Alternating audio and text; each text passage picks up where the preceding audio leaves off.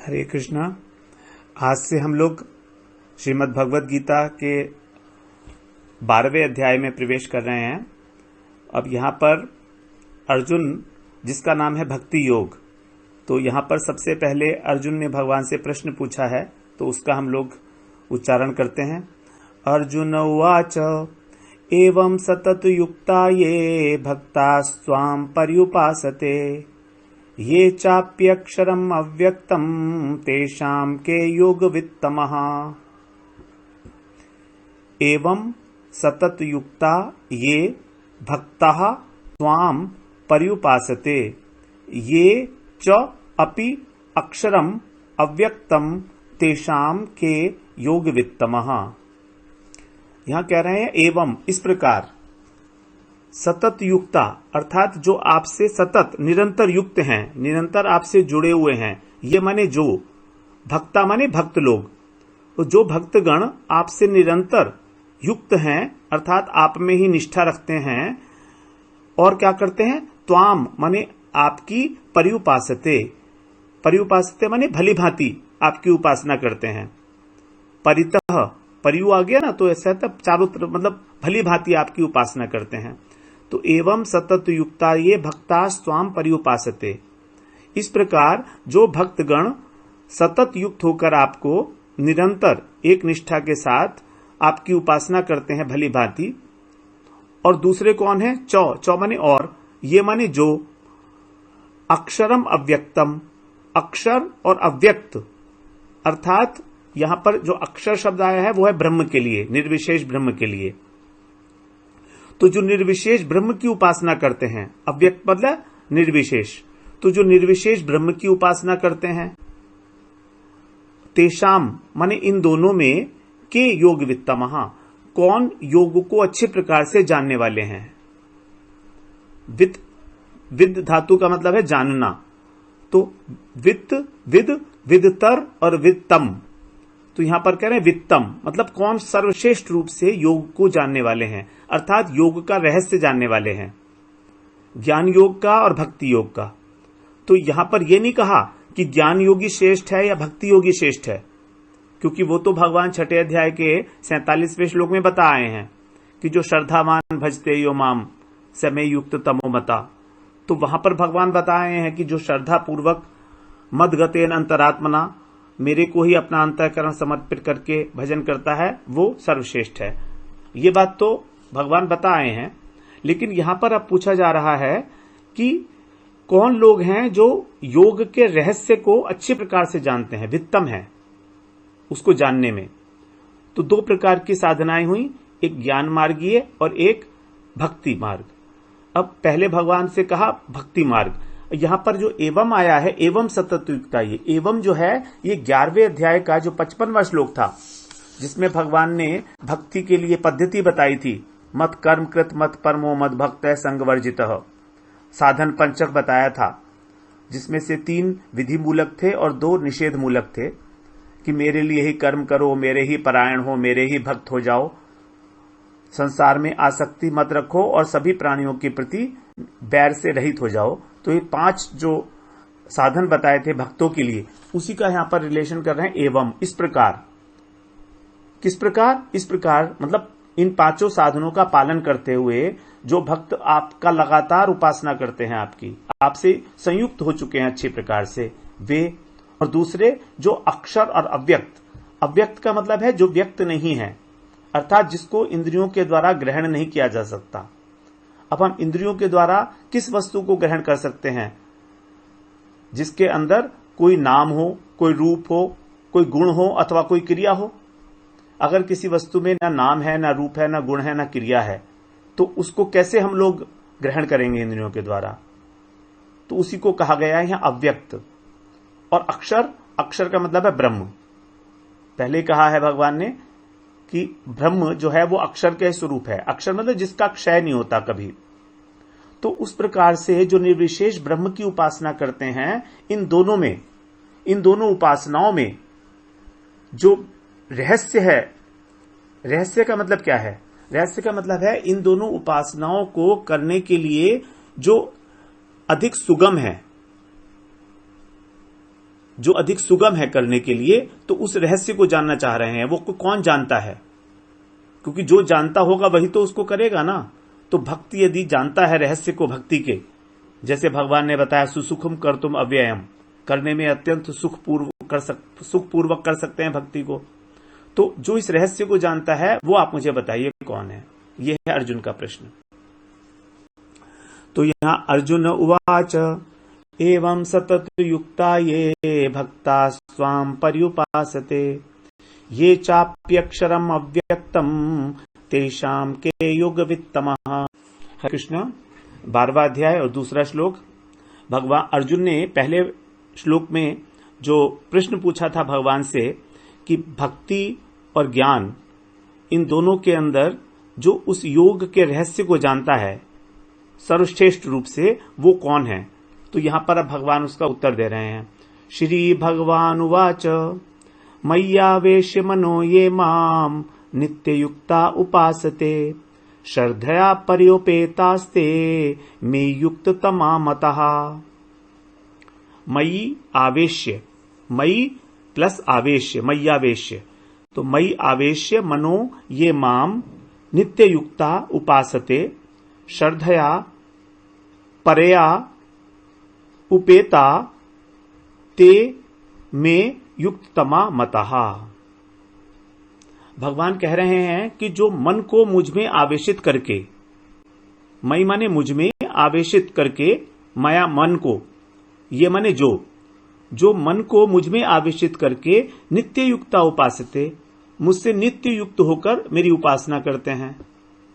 और कैसे करते हैं? श्रद्धया परया उपेता, उपेता माने प्राप्त करना। तो परया श्रद्धा को प्राप्त करके, परया श्रद्धा मतलब पराश्रद्धा, पराश्रद्धा का मतलब है निर्गुणी श्रद्धा। श्रद्धा भगवान 17वें अध्याय में बताएंगे 3 प्रकार की, सात्विकी, राजसी और तामसी श्रद्धा। ये लौकिक श्रद्धा है, लेकिन जो इनसे भी अत्यंत परे है, तीनों गुणों से परे है, उसको कहा जाता है निर्गुणी श्रद्धा। तो निर्गुणी श्रद्धा को प्राप्त करके जो मेरी उपासना करता है वही है मैं युक्त तमा मता, मेरे मत में वही सबसे युक्ततम है, अर्थात सर्वश्रेष्ठ योगी है। योग को जानने वाला वही सब सर्वश्रेष्ठ है जो मेरी उपासना करता है। 2 चीजें यहां पर बताई, मन और श्रद्धा। तो मन आवेशित होता है किसी वस्तु के अंदर, क्योंकि मन जो है वो आसक्त होता है, आवेशित होता है। मन का स्वभाव है कि प्रेम करना, वो प्रेम करता है। अब वो प्रेम करता है कैसे, क्यों करता है? क्योंकि श्रद्धा है उसके अंदर। यदि श्रद्धा के बिना प्रेम है तो वो ठीक नहीं माना जाएगा। अगर श्रद्धा है और भगवान में प्रेम है तो उस प्रेम के अंदर इतनी गहराई नहीं होगी, वो नित्य युक्त नहीं हो सकता। तो श्रद्धा का होना अत्यंत आवश्यक है। और श्रद्धा कौन सी है यहां पर? निर्गुणी श्रद्धा। निर्गुणी श्रद्धा का मतलब है भगवान की सेवा करने के लिए प्रवृत्ति का होना। आध्यात्मिक श्रद्धा को कहा गया है सात्विक श्रद्धा। आध्यात्मिक श्रद्धा का मतलब है आत्मा के विषय में जो श्रद्धा होती है, आत्म विषयक श्रद्धा, उसको सात्विक श्रद्धा कहा गया है। तो सात्विक श्रद्धा की बात नहीं कर रहे हैं यहां पर कह रहे हैं निर्गुणी श्रद्धा, जिसका श्रीमद् भागवत पुराण में का बताया गया है। अब वो निर्गुणी श्रद्धा क्या है? भगवान की सेवा करना। तो जो भगवान की सेवा प्रवृत्ति जिसके अंदर उदय हो गई है, उस परमार्थिक श्रद्धा को प्राप्त करके और अपना मन भगवान में आवेशित करके, आवेशित करने का मतलब है कि अब उसको भगवान के अतिरिक्त और कुछ नहीं दिखता। जैसे एक भूत होता है ना, तो भूत का आवेश आ जाता है व्यक्ति के अंदर, तो उसको भूत के अतिरिक्त और कुछ नहीं सूझता, वो भूत ही बोलता है उसके अंदर से, वो नहीं बोलता। किसी किसी के अंदर अपने धन का आवेश होता है कि मैं बहुत धनवान हूं, किसी के अंदर अपने कुटुंब का आवेश होता है कि मेरे पास बहुत शक्ति है मेरे परिवार में। तो अलग अलग प्रकार के आवेश होते हैं। तो भगवान कह रहे हैं मुझ में आवेश होना चाहिए उसका। तो वास्तव में भक्ति के अंदर सबसे अधिक आवश्यकता है आवेश की। जिसमें जितना अधिक आवेश होगा उतनी ही उसकी भक्ति अधिक तीव्र होगी, उतनी ही उसकी भक्ति बहुत तेजी के साथ आगे बढ़ेगी। तो जो गुणातीत श्रद्धा के साथ और अपने मन को मुझ में आवेशित करके अर्थात मुझसे प्रेम करके जो मेरी उपासना करता है वही युक्ततम मत है। मतलब भक्ति के विषय में कह रहे हैं कि मेरा शुद्ध भक्ति ही सर्वश्रेष्ठ योगी है, योग को जानने वाला है। तो यहां बता रहे हैं श्री भगवान उवाच मय्यावेश्य मनो ये माम नित्य युक्ता उपासते श्रद्धया पर्योपेतास्ते में युक्ततमा मतः। हरे कृष्णा हरे कृष्णा। अब यहां पर तीसरा और चौथा श्लोक हम लोग एक साथ पढ़ेंगे 12वें अध्याय का, क्योंकि इसमें दोनों में एक के साथ दूसरे का अन्वय है। ये त्वक्षरम अनिर्देश्यम अव्यक्तम पर्युपासते सर्वत्र गम अचिन्त्यम च कूटस्थम अचलम ध्रुवम संनियमेन्द्रिय ग्रामम सर्वत्र संबुद्धयः ते प्राप्नुवन्ति मामेव सर्वभूतहिते रतः। ये तु अक्षरम अनिर्देश्यम अव्यक्तम पर्युपासते सर्वत्र गम अचिन्त्यम च कूटस्थम अचलम ध्रुवम संनियम्य इंद्रिय और ग्रामम सर्वत्र संबुद्धय ते प्राप्नुवन्ति माम एव सर्वभूत हिते रतः। इसके अंदर अर्जुन ने तो प्रश्न पूछा था भगवान से कि जो अक्षर है और अव्यक्त है अर्थात निर्विशेष ब्रह्म, अव्यक्त ब्रह्म, अब भगवान ने उसी ब्रह्म के लिए यहां पर 6 विशेषण और लगा दिए, 7 विशेषण और लगा दिए यहां पर भगवान ने अपनी ओर से, जिससे कि बिल्कुल स्पष्ट हो जाए उस ब्रह्म की कैरेक्टरिस्टिक्स। तो यहां पर सबसे पहले कहा तू, ये तू अक्षरम, अक्षरम का मतलब हो गया ब्रह्म, तू का मतलब है परंतु।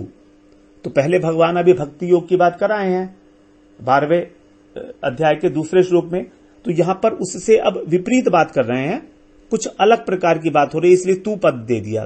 तू का मतलब परंतु, परंतु जो ब्रह्म की उपासना करते हैं वो ब्रह्म कैसा है? अनिर्देश्यम। अनिर्देश्य मतलब उसका कोई निर्देश नहीं किया जा सकता, क्योंकि निर्देश तो उसी वस्तु का होगा ना जिसका कोई नाम हो, कोई रूप हो, कोई गुण हो और क्रिया हो। और ब्रह्म का तो ना कोई नाम है, ना रूप है, ना गुण है, ना क्रिया है, क्योंकि कोई उसमें विशेषता ही नहीं है, निर्विशेष है। तो इसलिए उसको बोला अनिर्देश्यम, उसका निर्देश भी नहीं किया जा सकता। अव्यक्तम, जो इंद्रियों के द्वारा ग्रहण करने योग्य नहीं है, निर्विशेष है, विषय नहीं है इंद्रियों का।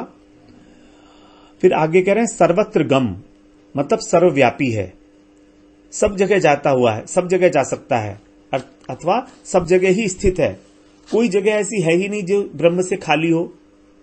तो देशगत परिच्छिन्नता नहीं है उसके अंदर, उसको बोला सर्वत्र गम। फिर अचिंत्यम, जो मन और बुद्धि का विषय नहीं है, चिंतन का विषय नहीं है, क्योंकि हमारी मन और बुद्धि राजसिक अहंकार से उत्पन्न हुए हैं, और राजसिक अहंकार प्रकृति का विकार है, और प्रकृति से भी अत्यंत परे की वस्तु है ब्रह्म। इसलिए बुद्धि जो है ब्रह्म के विषय में चिंतन नहीं कर सकती है। कूटस्थम, कूटस्थम का मतलब है जिसमें किसी भी प्रकार का परिवर्तन नहीं होता, समय के साथ कोई विकार नहीं आता। जैसे एक कूट होता है, जो स्वर्णकार होता है, वो सोने के और चांदी के गहने जब बनाता है उनको आकार देने के लिए उस पात्र के अंदर कूटता है उनको, तो वो कूटता है सोने और चांदी को, लेकिन उस जो वो जिसको बोलते हैं आहरण भी बोलते हैं, तो उसमें कोई विकार नहीं आता, वो वैसा का वैसा रहता है। इसीलिए उसको कहा कूटस्थम, बिल्कुल कूट की तरह से है। और अचलम, अचलम का मतलब जिसमें कोई क्रिया नहीं है, हिलने डुलने की, आने जाने की कोई क्रिया नहीं है, कभी कोई बढ़ता नहीं है, वो कभी कम नहीं होता है, किसी प्रकार की कोई क्रिया नहीं है, अचल है, चलायमान नहीं है।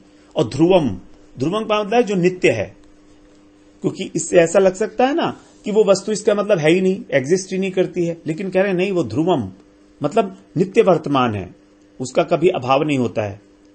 तो इस प्रकार के ये भगवान ने अपनी ओर से 7 विशेषण दे दिए ब्रह्म को।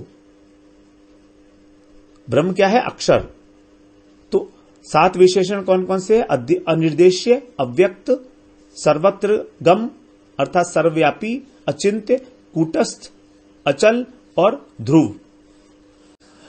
अब इस ब्रह्म की उपासना करता है वो, उस उपासना करने के लिए क्या योग्यताएं होनी चाहिए वो आगे बता रहे हैं भगवान 4थे श्लोक में। संनियमेन्द्रिय ग्रामम, इंद्रिय ग्राम मतलब हमारी 5 कर्मेंद्रियां, 5 ज्ञानेन्द्रिय, इनका समूह, इनमें मन को भी मिला लिया जाए तो 11वां इंद्रिय है। तो इन इंद्रियों का समूह, इसको नियम्य मतलब वश में करके, और कैसे करके? संनियमेन्द्रिय, इसमें 2 उपसर्ग लगाए, सम और नी।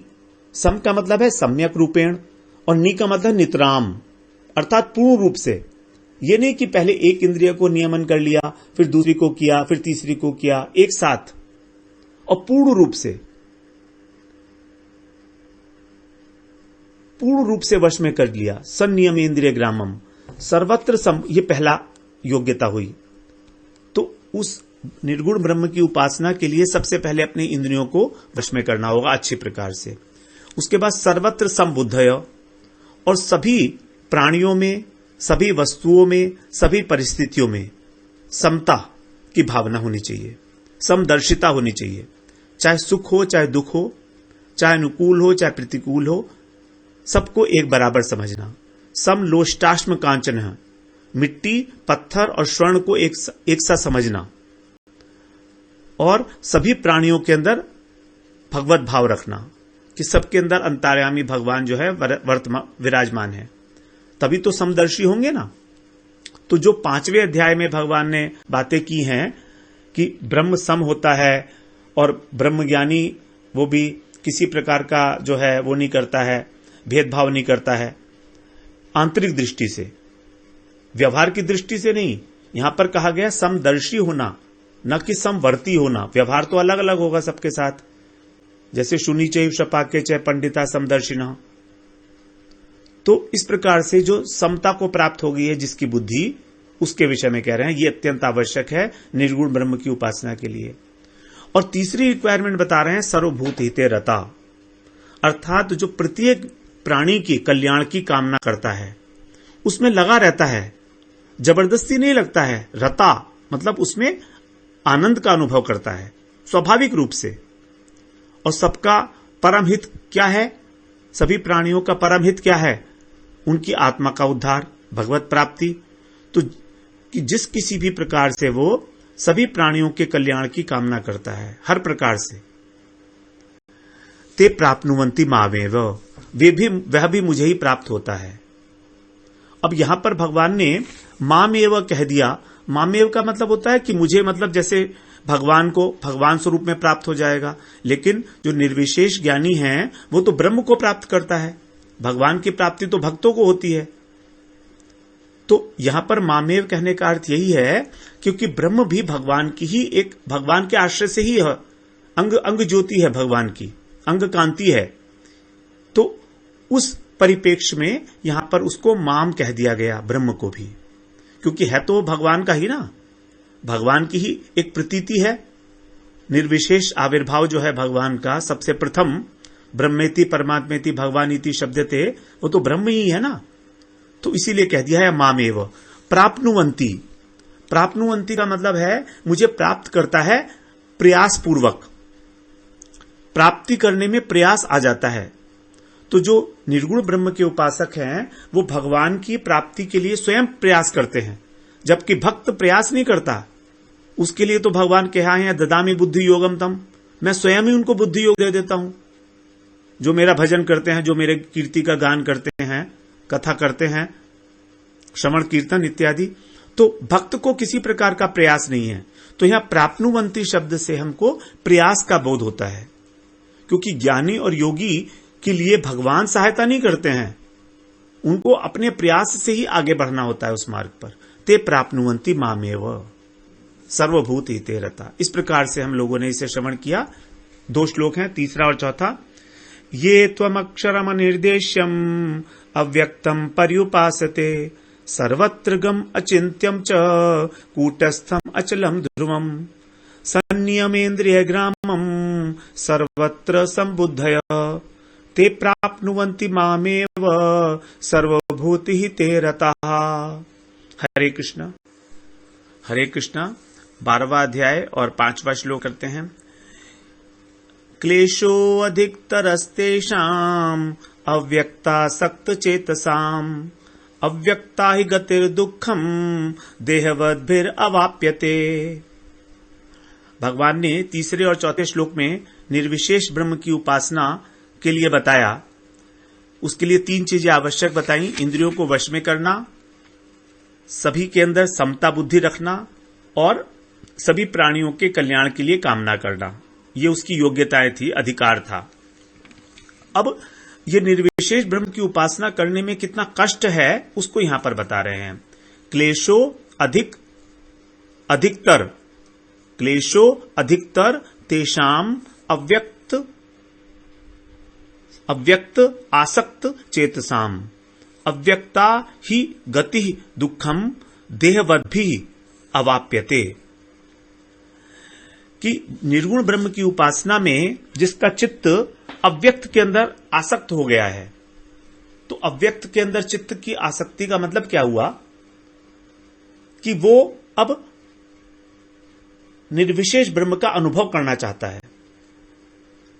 ब्रह्म के लिए आसक्ति शब्द प्रायः इस प्रयोग में नहीं आया जाता, लेकिन फिर भी भगवान यहां पर आसक्त शब्द इसलिए कह रहे हैं कि उसका अर्थ होगा आप अनुभव करना। क्योंकि भक्ति योग का प्रसंग चल रहा है ना, तो भक्ति योग के अंदर आसक्ति की बड़ी महिमा है, आवेश की और आसक्ति की। तो उसी फ्लो के अंदर भगवान जो है यहां पर आसक्त चेतसाम कह रहे हैं ब्रह्म के लिए भी। वास्तव में जब अव्यक्त है तो उसमें आसक्ति क्या होगी, लेकिन उसको अनुभव करने की इच्छा जरूर होती है, तभी तो वो उसकी उपासना करते हैं निर्विशेष ब्रह्म की। तो इस प्रकार उसको चित्त के अंदर जब वो बैठ गया है कि हमें ठीक है निर्विशेष ब्रह्म ज्ञान की ही उपासना करनी है, तो उसको करने में उनको अत्यंत क्लेश मिलता है। अधिकतर तुलनात्मक बोला है, अधिक, अधिकतर, अधिकतम। और किससे अधिक क्लेश होगा? भक्ति से, क्योंकि बात तो भक्ति की चल रही है ना। तो भक्ति भी इतनी आसान नहीं है, लेकिन ये तो अत्यंत क्लेश कारक है जो निर्विशेष ब्रह्म ज्ञान का मार्ग है। तो क्लेशो अधिक तरस तेषाम, तेषाम माने उनको जो इसकी उपासना करते हैं, तो उन लोगों को अधिकतर क्लेश मिलता है। यदि हम इसको तुलनात्मक ना माने तो शायद ज्यादा अच्छा होगा, क्योंकि भक्ति में तो क्लेश है ही नहीं। भक्ति तो सुसुखम कर्तुम अव्ययम है। तो यहां पर अधिकतर का अर्थ होगा हमारा प्रायः। अधिकतर ऐसा होता है प्रायः, तो ये जो इसका अर्थ प्रायः लेना जो है वो ज्यादा सूटेबल होता है यहां पर। तो क्लेशो अधिकतर तेषाम अव्यक्तासक्त चेतसाम, क्योंकि जब निर्विशेष ब्रह्म ज्ञानी ब्रह्म का चिंतन करेगा, ध्यान करेगा, तो किसका करेगा? जब नाम रूप गुण लीला है ही नहीं, क्रिया है ही नहीं, तो क्या सोचेगा? उसके मन के अंदर बार बार संसार के आएंगे, विषय आएंगे, क्योंकि संसार में आसक्त चित्त रहा है, अब वही विषय आएंगे उसके मन में। और जो उसको गति मिलेगी, अव्यक्ता ही गतिर दुखम, अल्टीमेटली जो उसको प्राप्ति होगी सायुज्य मोक्ष की, वो भी दुख रूपी ही है, उसमें कोई सुख नहीं है। यदि उसको सायुज्य मुक्ति मिल गई सिद्ध लोक, तो सिद्ध लोक में क्या है? सिद्ध लोक में तो कोई भगवान की सेवा तो है नहीं, वहां तो केवल प्रकाश ही प्रकाश है, अंग कांति है। तो वहां पर जो ब्रह्म का अनुभव है वो केवल ज्ञान स्वरूप है। जो भगवान का वास्तविक स्वरूप है, हमारी आत्मा का स्वरूप है, वो है सच्चित आनंद। तो वहां पर आनंद अंश का तो लोप ही हो गया और सत अंश का भी लोप हो गया। मतलब ना तो सत्ता रही और ना आनंद सुख रहा, केवल ज्ञान ही ज्ञान है। तो जब ज्ञान ही ज्ञान है तो दुख का अनुभव नहीं होता। अब दुख का अनुभव ना होने से उसको सुख मान लिया जाता है, लेकिन है वास्तव में दुखी, क्योंकि आनंद तो है नहीं ना। तो जब तक आनंद अंश नहीं होगा तब तक तो दुखी माना जाएगा उसको। इसीलिए कह रहे हैं अव्यक्ता ही गतिर दुखम, उसकी जो अल्टीमेट गति है वो भी दुख रूप ही है। देहवद्भिर अवाप्यते, अवाप्यते माने प्राप्त होना। तो ये किसके लिए दुख रूप है? जो देहवद भी है। देहवद भी का मतलब जिसके अंदर देहाभिमान है, मतलब जो अपने शरीर को ही सब कुछ समझे बैठा है। और वास्तव में प्रायः सभी लोग इसी प्रकार के होते हैं। हम लोगों के शरीर के अंदर ही तो सबसे अधिक आसक्ति है। तो प्रायः सभी लोगों के लिए ये वाला जो मार्ग है निर्गुण निर्विशेष ब्रह्म की उपासना, यह अत्यंत दुख रूप है, अत्यंत क्लेशकारक है, क्योंकि इसमें आवश्यकता होती है विवेक की और वैराग्य की। तो जब तक विवेक जागृत नहीं होता और संसार से पूर्ण विरक्ति नहीं होती, इंद्रियां पूरी तरीके से वश में नहीं की जा सकती, कि कर ली होती, तब तक यह अत्यंत मुश्किल मार्ग है। जबकि भक्ति के अंदर ऐसा कुछ भी नहीं है। भक्ति के अंदर योग्यता है केवल श्रद्धा की। देहाभिमान हो या ना हो उससे कोई फर्क नहीं पड़ता, क्योंकि जब श्रद्धा है भगवान में तो धीरे धीरे भगवान में इतना आवेश हो जाएगा कि अपने देह का भान छूट जाएगा। तो देहाभिमान के लिए भक्त विशेष रूप से अलग से कोई प्रयत्न नहीं करता, ध्यान नहीं लगाता। वो तो भगवान की नाम रूप गुण लीला का ही स्मरण करता है, श्रवण करता है, और उसी समुद्र में डूबा रहता है। वो उसको अपने खाने पीने का, रहने का, भूख प्यास का ध्यान ही नहीं होता है। सुखदेव जी ने पूछा था परीक्षित महाराज से कि तुमको क्या भूख प्यास लगी है? तो उन्होंने कहा नहीं, मेरे को कुछ भी नहीं लगा है। भगवान की लीलाएं इतना अमृत भरा है कि इस अमृत को पीने के बाद शरीर में के अंदर कोई भी जो उसके गुण धर्म है शरीर के, वो मुझको कहीं सता नहीं रहे हैं। तो इस प्रकार से उनका देहाभिमान खत्म हो गया। तो भक्त के लिए विशेष रूप से कोई प्रयत्न करने की आवश्यकता नहीं होती है। इसीलिए निर्विशेष ब्रह्म ज्ञान की जो साधना है और सिद्धि अवस्था, दोनों को ही भगवान ने यहां क्लेश और दुखमय बताया है। तो क्लेशो अधिकतरस्तेषाम् अव्यक्ता सक्त चेतसाम अव्यक्ता ही गतिर दुखम देहवद्भिर अवाप्यते। हरे कृष्णा। हरे कृष्णा। 12वां अध्याय और 6ठा श्लोक। ये तु सर्वाणि कर्माणि मयि सन्न्यस्य मत्परः अनन्येनैव योगेन मां ध्यायन्तो उपासते। ये तु सर्वाणि कर्माणि मयि सन्न्यस्य मत्परः अनन्येनैव योगेन मां ध्यायन्त उपासते। अनन्येन प्लस एव, अनन्येनैव। तो यहां पर भगवान कह रहे हैं परंतु। तू का मतलब है परंतु, अर्थात जो इससे पहले वाले श्लोक में बताया, 5वें श्लोक में भगवान ने बताया कि जो ज्ञान मार्ग का अवलंबन करते हैं, निर्विशेष ब्रह्म ज्ञान का ध्यान करते हैं, उनको बहुत कष्ट होता है। लेकिन अब यहां पर उससे एक विपरीत बात बता रहे हैं, इसलिए यहां पर परंतु शब्द का प्रयोग किया भगवान ने। तू का मतलब है परंतु।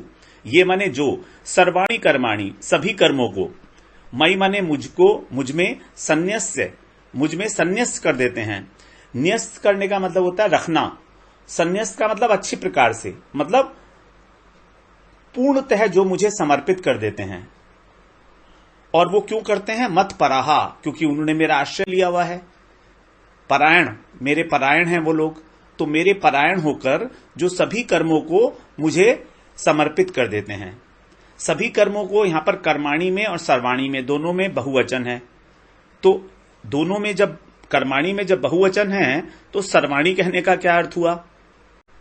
तो यहां पर सर्वाणी पद से हमको लौकिक, परलौकिक और परमार्थिक जितने भी कार्य हैं, शरीर निर्वाह के लिए भी जो कार्य किए जा रहे हैं वो भी, क्योंकि यहां पर शुद्ध भक्ति की बात हो रही है ना, तो जो शरीर निर्वाह के लिए कार्य किए जा रहे हैं साधारण, जिसको भगवान ने 9वें अध्याय में बताया था 27वें श्लोक में, यत करोषि यदश्नासी यज्जुहोषि ददासी यत, कि जो कुछ भी तू खाता है, जो भी कुछ करता है, जो तपस्या करता है, वो सब।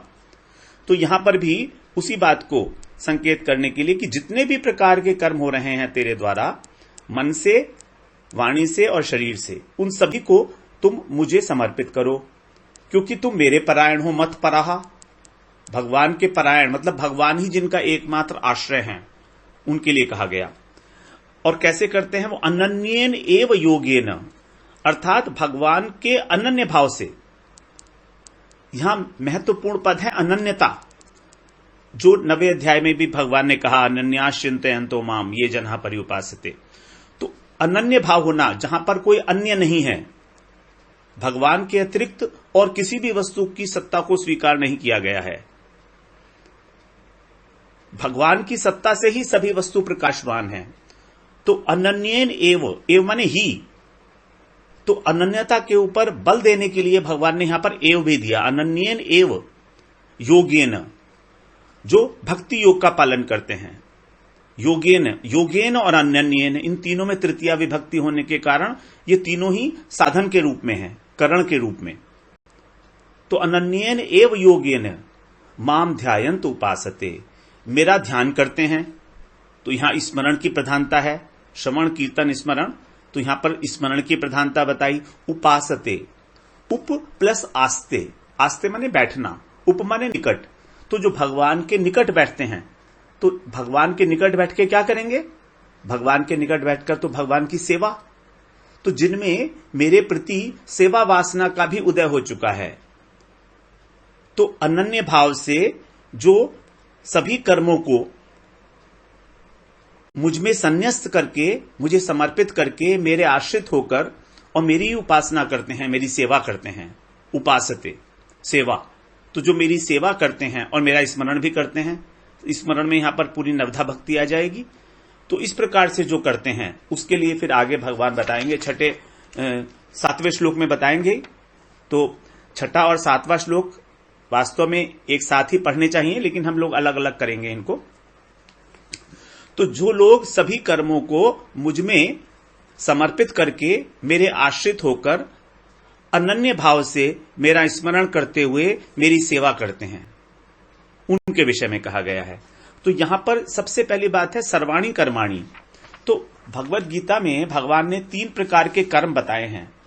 एक तो है मद अर्पणम कर्म, जो भगवान को अर्पण किया जाता है। तो यहां पर पहले कोई और उद्देश्य था कर्म का, लेकिन फिर बाद में करते हुए अथवा करने के बाद भगवान को अर्पण किया गया, उसको बोला भगवान ने यहां पर मद अर्पणम कर्म। फिर कुछ कर्म है जो मदर्थ बोला है, मेरे लिए, अर्थ माने लिए, तो मेरे लिए जो कर्म किए जा रहे हैं वे शुरू से ही भगवान के लिए किए जा रहे हैं। उनका आरंभ ही भगवान की प्रसन्नता के लिए किया गया है, भगवान की आज्ञा मानकर जो किए जा रहे हैं वो हो गए मदर्थ कर्म। और मत कर्म, मत कर्म का मतलब है सभी कर्मों को भगवान का कर्म समझते हुए जो कार्य किए जा रहे हैं। हमारा कार्य नहीं, ये भगवान का कार्य है, तो मत कर्म।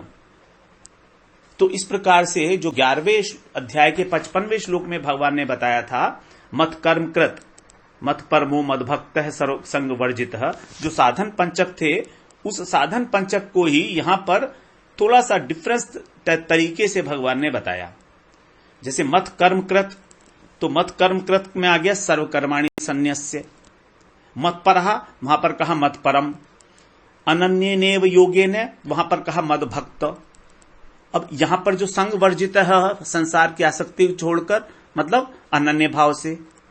और निर्वैर पद जो है वो इसी के अंदर आ जाएगा। जब संसार की आसक्ति नहीं रहेगी तो किसी से बैर भाव भी नहीं रहेगा। तो इस प्रकार से उसी साधन पंचक को 11वें अध्याय के 55वें श्लोक में जो बताया था, जिसको हम बोले थे वो सार तत्व है गीता का, तो उसी बात को यहां पर 6ठे श्लोक में कहा गया है प्रकारांतर से। तो इसको एक बार और श्रवण करते हैं। ये तो सर्वाणि कर्माणि मयि सन्न्यस्य मत्पराः अनन्येनैव योगेन माम ध्यायन्त उपासते। हरे कृष्ण। हरे कृष्णा। 12वां अध्याय और 7वां श्लोक।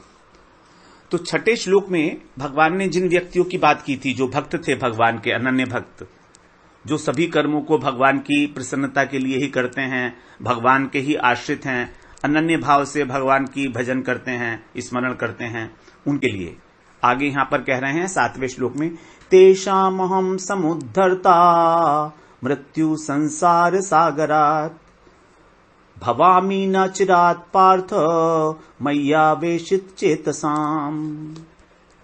तेषाम अहम समुद्धर्ता मृत्यु संसार सागरात् भवामि न अचिरात् पार्थ मय्यावेशित चेतसाम्। यहां पर उसका फल बता रहे हैं कि उन लोगों के लिए, तेषाम माने उन लोगों के लिए जो मेरे इस प्रकार के भक्त हैं, अहम माने मैं स्वयं, समुद्धरता सम्यक रूप से मैं उनका उद्धार करता हूं। उद्धार करना, उद्धरता, मैं उनका भली भांति उद्धार करने वाला बन जाता हूं। कैसे, कहां से? मृत्यु संसार सागरात, इस मृत्यु रूपी संसार सागर से। क्योंकि ये संसार क्या है? मृत्यु रूप है। इसमें जो भी व्यक्ति जिसने भी जन्म लिया है उसकी मृत्यु अवश्यंभावी है, मृत्यु होनी ही है, इसलिए इसको कहा गया मर्त्य लोक। इस संसार में और कोई चीज निश्चित हो या ना हो, लेकिन सबकी मृत्यु निश्चित है, ये पक्की बात। तो इसीलिए कहा मृत्यु संसार सागरात, इस संसार सागर से, मर्त्य सागर से मैं उनका उद्धार कर देता हूं, जो इस प्रकार का मेरा भजन करने वाले हैं। भगवान कह रहे हैं मैं किसी से करवाता नहीं हूं, मैं स्वयं करता हूं। और क्या हो जाता है? भवामी, भवामी माने मैं बन जाता हूं, हो जाता हूं मैं। न माने नहीं, अचिरात, अचिरात का मतलब शीघ्र, देर नहीं लगाता मेरी तरफ से। भगवान के यहां किसी प्रकार का कोई विलंब है ही नहीं, केवल कमी हमारे निश्चय में हो रही है। अचिरात, अचिरात का मतलब बिल्कुल शीघ्र, तुरंत। पार्थ, हे पार्थ, मैं उनका इस मृत्यु रूपी संसार सागर से पार करने वाला, उद्धार करने वाला बन जाता हूं, भवामी, हो जाता हूं। कारण क्या है? मय्यावेशित चेतसाम, क्योंकि उनका मन, उनका चित्त मुझ में आवेशित है। सबसे इंपॉर्टेंट बात है आवेश की। यदि हमें भगवान के अंदर, भगवान का भजन करने में आवेश है, एक उत्कंठा है, उत्साह है, नींद नहीं आ रही है, भगवान का भजन करना है, भगवान का भजन करना है, नाम पूरा करना है, पाठ करना है, ये सब चीजें करनी है भगवान की लिए, भगवान की प्रसन्नता के लिए, तो ये बोलते हैं आवेश। जब हम किसी चीज में आवेशित होते हैं तो नींद हमसे बहुत दूर भाग जाती है, नींद नहीं आती है। फिर किसी भी चीज में देखिए, संसार के भी किसी भी वस्तु में जब हमारा पूरा आवेश होता है उसके अंदर, तो नींद भाग जाती है। एग्जाम के दिनों में बच्चों को कहां नींद आती है? आवेश होता है उनके अंदर कि पूरा का पूरा चैप्टर याद करना है मुझको, ये पूरी बुक याद करनी है।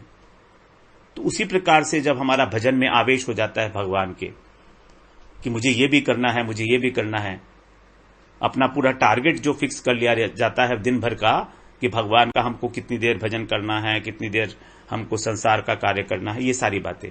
तो मय्यावेशित चेतसाम, जिनका चित्त मुझ में आवेशित है, उन लोगों के लिए 12वें अध्याय में ही जो दूसरे श्लोक में भगवान ने बताया था, वो यही बताया था, आवेश। सबसे पहले आवेश की बात की थी भगवान ने, कि वही जो है शुद्ध भक्त हैं जिनका मुझ में आवेश होता है। मय्यावेश्य मनो ये माम नित्य युक्ता उपासते। वास्तव में उपासना कर ही वो सकता है जो आवेशित है भगवान से, आकृष्ट है, बिल्कुल आसक्त है उनमें पूरी तरीके से। तो यहां पर कह रहे हैं भगवान, तेषामहं समुद्धर्ता मृत्यु संसार सागरात् भवामि न चिरात् पार्थ मय्यावेशित चेतसाम। हरे कृष्ण।